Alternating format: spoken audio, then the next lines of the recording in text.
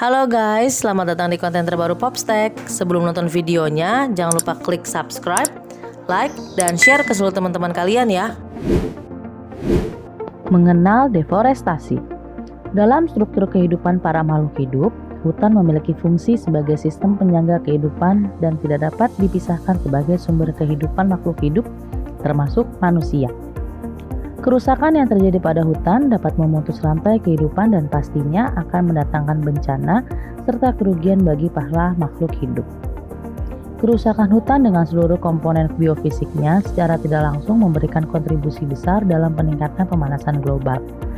Salah satu isu lingkungan yang menjadi perhatian hampir seluruh aspek yaitu deforestasi, mulai dari dampak negatif hingga permasalahan lainnya.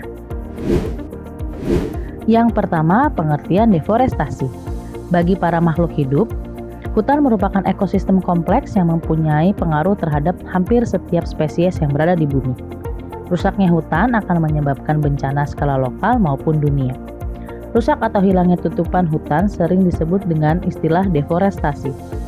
Deforestasi terjadi pada hutan yang berada di areal dengan intensitas tinggi atau berbatasan langsung dengan kegiatan manusia. Jika diartikan secara sederhana, deforestasi juga diartikan sebagai perubahan tutupan suatu wilayah dari berhutan menjadi tidak berhutan. Yang kedua, penyebab deforestasi. Dengan hilangnya tutupan lahan hutan atau pengurangan secara kuantitatif sangat berhubungan erat dengan aktivitas manusia atau adanya gangguan alam. Angka deforestasi yang tinggi setiap tahunnya akan menyebabkan hilangnya lahan hutan secara besar-besaran. Dengan begitu, kehilangan lahan hutan yang berdampak negatif pada berkelanjutan lingkungan hidup maupun kehidupan sosial.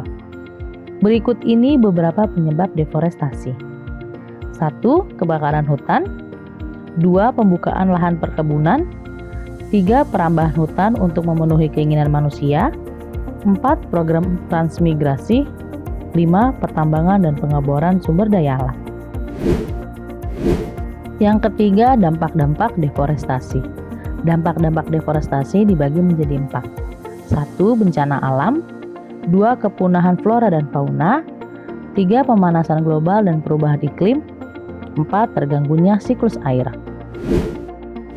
Yang terakhir, pencegahan deforestasi. Pencegahan deforestasi dibagi menjadi 3. 1. Penebangan dengan sistem tebang pilih. Tebang pilih merupakan salah satu sistem silvikultur yang diterapkan di Indonesia. Metode tebang pilih ini merupakan salah satu subsistem dari sistem pengelolaan hutan.